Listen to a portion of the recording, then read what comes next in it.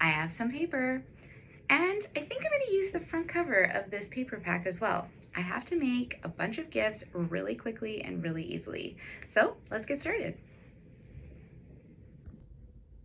Okay, so this is an old Recollections paper pad from Michael's. I actually purchased it though through Marketplace from somebody, and it's really beautiful. It's thin paper, but I thought it'd be perfect for this project.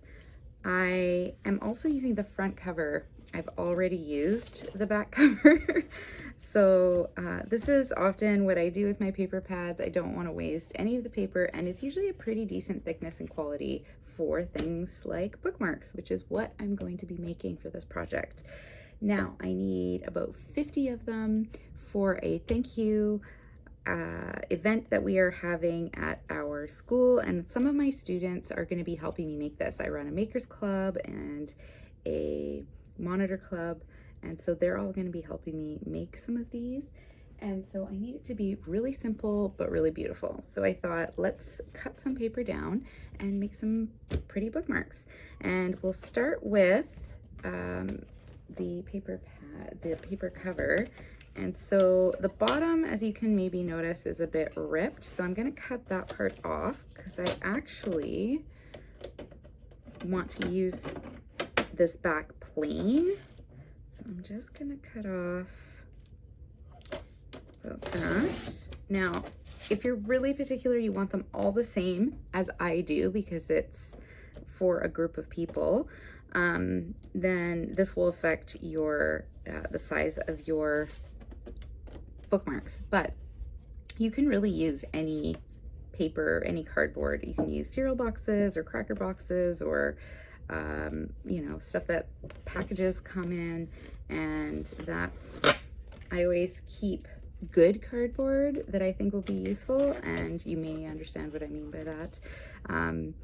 Anyways, then you need to cut it down. So because we deal with 12 by 12s in this case, I think I'm just going to cut it down into 2 inches and then by 6. So I'll cut it down to 6 and then cut those down to, so let's see, I'm at 12, and then I just kind of subtract 2 inches from the end and to 8. That's the easiest way for me, but if you would prefer to cut along this side by 2 and 2 and 2 and 2 and 2, and that's easier for you, that works too. So what do we got left? 6, so 4. Sorry,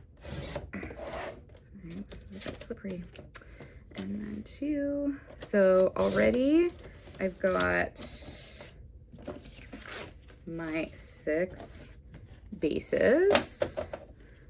And then I'm going to choose a piece of paper that I like from my paper pad. It's really difficult to choose. Actually, this page is cool because you can actually cut these out and stick them as a sentiment. So that's cool. Love this. It's all definitions. I wanted something a bit more, let's see. What do we got? Oh, maybe this. This is kind of cool. All right, so I'm going to cut that down. Also, same size. So I'm going to cut that 2 by 6. You could, if you prefer your bookmarks to be a bit bigger or smaller, you can make adjustments. This will work quite nicely. I'm just going to do 1 for now just to show you. And even though you're cutting off the images, when you glue that all together, it'll look pretty cool. All right, so that is going to be my next step. So I'm going to grab something to decorate the back and glue these parts together. Okay, so I'm actually going to use my stamp positioner and stamp the backs of a few of these first, and I'm going to use that scrap piece of paper that was kind of messed up at the bottom to hold this in place, and I'm trying to use this old washi up. So I'm going to tape that into place because the stamp I'm going to use will work so much better if I kind of butt it up against something and give it a bit more space on the edge. And I don't have like any corners for this. So if I do that, just push it to make it flat, then I can stick that there and I can do a few of these. So I have a couple of options. I have this really pretty rub-on from the Dollar Tree and I've been wanting to use it on something.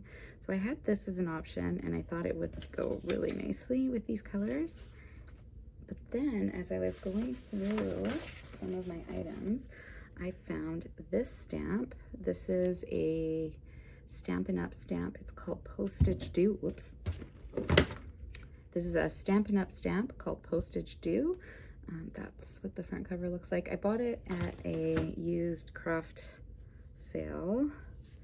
And I think if I do half and then the other half on the bottom, that would look cool. So I'm gonna just try that. I think there might be a bit of excess leftover ink from the last time I tried this. So I'm going to go with a purple because even though there isn't a ton of purple on this particular paper, I thought the dark purple would go nicely with this. So let's see. Oh yeah, see, it still has a bit of ink on it. I'm gonna stamp that again.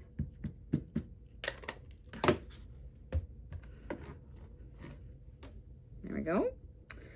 And then I can do multiple. And I just have to stick that in place.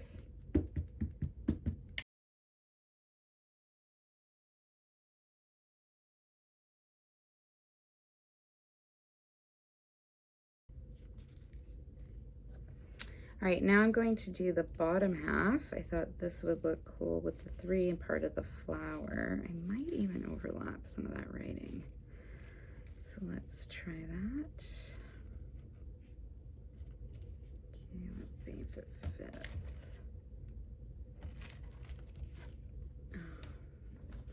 And some of you might have noticed what I did wrong here. I'm not used to using the red rubber stamps. You should take this off. Chuck that. And then that should work better. There. Okay.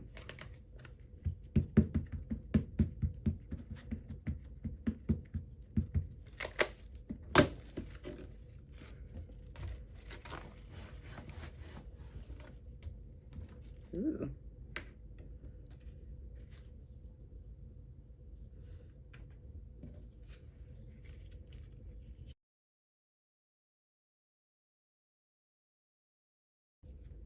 Can glue that together.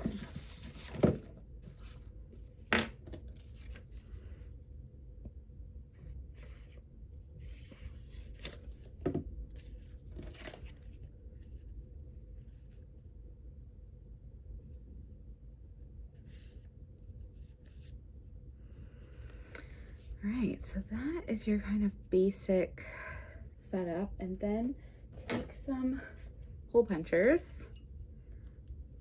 and make a little hole.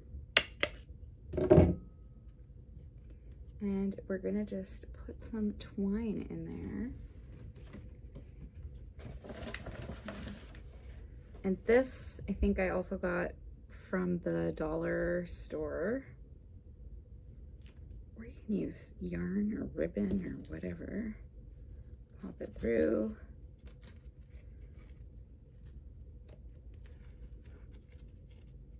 Okay, and so I need to make 50 of these.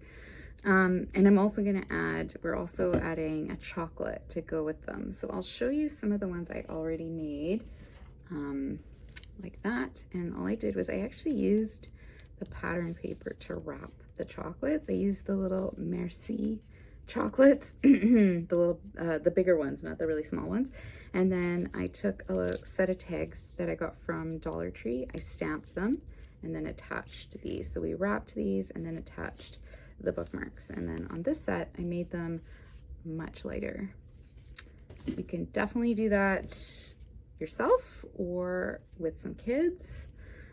That's a nice, easy project, even in the summer or on a rainy day. All right. Hope you had a great time. Thank you for watching. Make sure to like and subscribe.